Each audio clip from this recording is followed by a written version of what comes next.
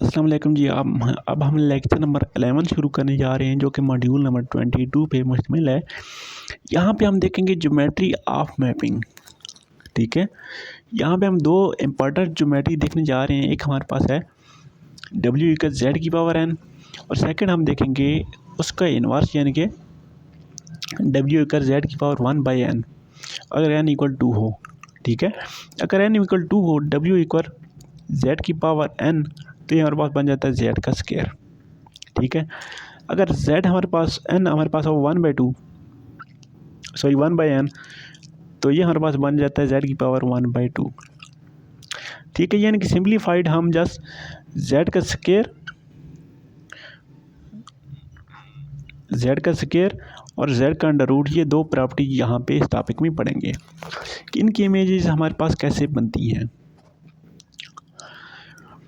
तो यहाँ पे ये चीज़ बताया जा रहा है कि इन दोनों की प्रॉपर्टी यहाँ पे हम पढ़ेंगे और इसको हम कहते हैं पावर फंक्शन। पावर फंक्शन हमारे पास क्या चीज़ होती है कि हमारे पास जो फंक्शन है जी डब्ल्यू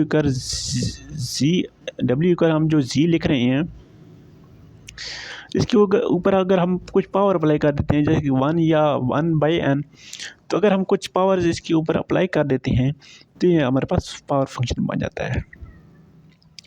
यहाँ में बताया जा रहा है a real valued function of the form F of x equal x की पावर ए। तो ए अगर हमारे पास कोई भी रियल नंबर हो तो उसको तो हम सिंपली पावर फंक्शन कहते हैं। ठीक है, कि एक्स के ऊपर कोई भी real number A power add कर दिए या उसको डिवाइड कर दिया तो हम इसको पावर फंक्शन कहते हैं। अब हमारे पास है कम्प्लेक्स पावर फंक्शन कैसे होते हैं। तो यहाँ पे अगर z के ऊपर जो पावर a अप्लाई कर रहे हैं, अगर a ये वाला हमारे पास एक कम्प्लेक्स नंबर होगा तो हम कहेंगे यह पावर फंक्शन अब कम्प्लेक्स है या इसको कम्प्लेक्स पावर फंक्शन बोलते हैं। तो यहाँ पे ये क्या कह रहा है, अगर a हमारे पास इक्वल 2 लिख लें तो हमारे पास ये w इक्वल हो जाता है z स्क्वायर के, और a अगर हमारे पास 1/2 हो तो w इक्वल हो जाता है 1/2 जो कि स्क्वायर रूट फंक्शन बन जाता है। नेक्स्ट इनकी ज्योमेट्री भी आगे जाके देखते हैं, बहुत ही इंटरेस्टिंग इनकी ज्योमेट्री बनती है। तो पहले इसको मैथमेटिकली देखते हैं कि w इक्वल जो कि हम f ऑफ z लिखते हैं वो अगर हमारे पास है z स्क्वायर, तो पहले इसको स्टडी करते हैं। तो अब हमारे पास क्या चीज़ होती है, z हमारे पास होता है r e की पावर आयोटा थीटा, तो ये हमारे पास बन जाएगा r e की power iota theta F of, तो ये हमारे पास बन जाएगा r e की पावर आयोटा थीटा का स्क्वायर, तो ये हमारे पास बन जाएगा r का स्क्वायर e की पावर आयोटा 2 थीटा। तो यहाँ पे आप देखें हमारे पास अगर हम रो इक्वल r स्क्वायर ले लेते हैं और फाई हम ले लेते हैं 2 पाई के, तो हमारे पास जब r ग्रेटर देन 1 होगा तब हमारे पास w प्लेन में बिगर सर्कल बनेगा, जैसे कि हमने लास्ट मॉड्यूल में लास्ट वाली एग्जांपल में देखी थी कि अगर हमारे पास वो उससे बिगर वाला सर्कल बन जाता था।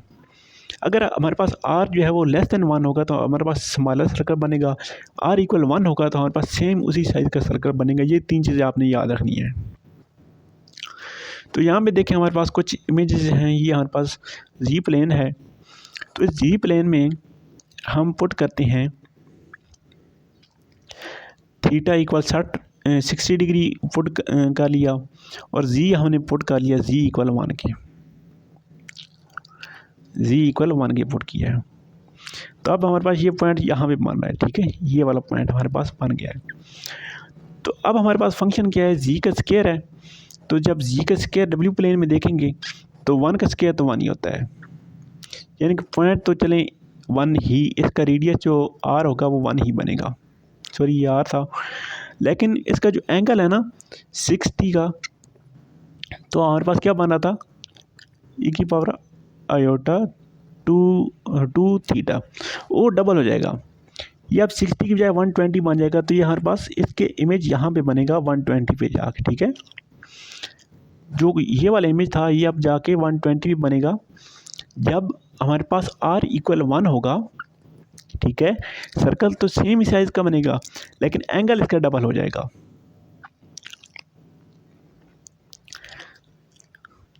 नेक्स्ट ये क्या कह रहा है कि अगर हमारे पास सेम वही फंक्शन हो जेड स्क्वायर वाला और हम इसको रिस्ट्रिक्ट कर दें, थीटा की वैल्यू हम रिस्ट्रिक्ट कर दें -π/2 से π/2 तक, ठीक है। तो अब हमारे पास ये जस्ट ये वाला डी वाला एरिया बनेगा, क्योंकि हमने π/2 यहाँ पे एंगल और -π/2 यहाँ तक एंगल तक रिस्ट्रिक्ट कर दिया और आर हमने इक्वल 1 ही रखा है, ठीक है। जब आर 1 ही लिखा है तो ये वाली बाउंड्री बनेगी सर्कल वाली। लेकिन जब इसको डब्ल्यू प्लेन में देखेंगे तो डब्ल्यू प्लेन में ये वाला जो एरिया हमारे पास बन रहा है, ये नीचे वाला ये वाला एरिया, ये पूरा ये वाला एरिया बनेगा, और जो ये वाला एरिया बन रहा है ये पूरा ये वाला एरिया बनेगा। यानी कि हाफ सर्कल जो है यहाँ पे हमारे पास कंप्लीट सर्कल बन जाएगा डब्ल्यू प्लेन में जाके, ठीक है। अगर एरिया आर हमारे पास 1 हो और थीटा डबल करने से हमारे पास ये जो हाफ सर्कल बन रहा था ये हमारे पास कंप्लीट सर्कल बन जाएगा। नेक्स्ट ये क्या कह रहा है, जब हम स्क्वायर रूट वाला फंक्शन को डिस्कस करेंगे, स्क्वायर रूट में हमारे पास क्या चीज़ होती है कि p की पावर 1/2 हो जाएगी, यानी कि r की पावर 1/2 हो जाएगी और e की पावर आयोटा θ/2 हो जाएगी। अब हाफ हो जाएगी, ठीक है। तो जी प्लेन में देखें, अगर हमारे पास r = 1 हो और θ = 60 डिग्री हो तो हमारे पास ये वाला पॉइंट बनता है, ठीक है। अब हमने अंडर वाला फंक्शन लेना है, तो 1 का अंडर हमारे पास 1 ही होता है, तो ये तो यहाँ पे पॉइंट बनेगा। लेकिन एंगल हाफ हो जाएगा, यहाँ पे 60 था यहाँ पे 30 डिग्री बन जाएगा, तो अब यहाँ पे ये वाला फंक्शन बनेगा, ठीक है। यानी कि इस लाइन का इमेज हमारे पास अब यहाँ पे आ गया है।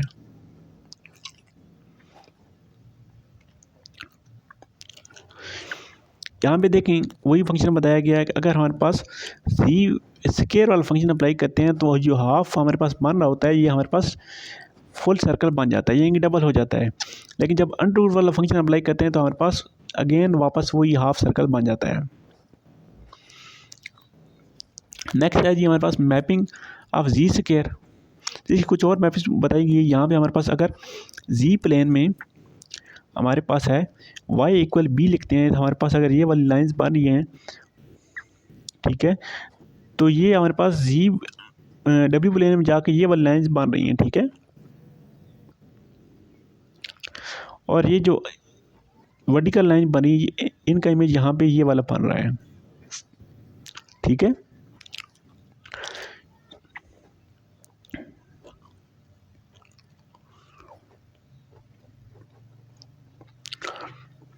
तो जस्ट यही चीज़ यहाँ पे समझाने वाली थी, बाकी कुछ इम्पोर्टेंट नहीं है। यहाँ पे ये देखें, अगर हमारे पास जेड प्लेन में ये वाला लाइन है तो उसका डब्ल्यू प्लेन में ये वाला इमेज बनेगा अगर y = हम a रखते हैं तो, ठीक है।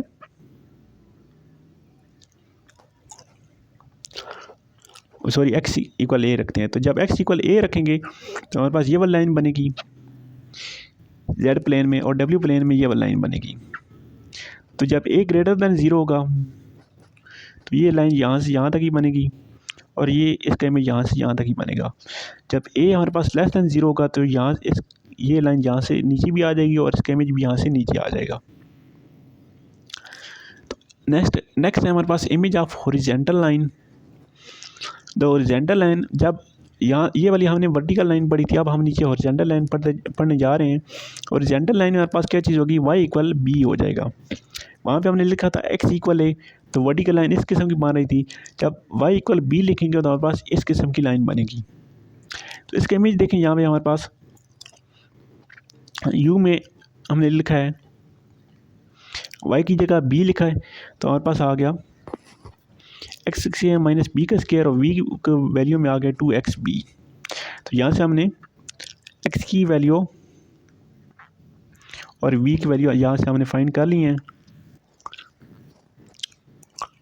तो अब देखें हमारे पास डब्ल्यू प्लेन में जी प्लेन में ये वाली लाइन बन रही है, तो इसका इमेज डब्ल्यू प्लेन में ये वाला बन रहा है, ठीक है। तो तो अगर बी हमारे पास पॉजिटिव हो तो ये वाला लाइन बनेगी और इसके इमेज ये वाला बनेगा, डब्ल्यू नेगेटिव हो तो ये वाला लाइन बनेगी और इसके इमेज ये वाला बनेगा। सेम इसी तरह की ये भी शेप्स बन रही हैं ये स्क्वायर के लिए। तो जस्ट इनको आपने अंडरस्टैंड करना है, बाकी कुछ इतनी इंपॉर्टेंट चीज़ यहाँ पे नहीं है।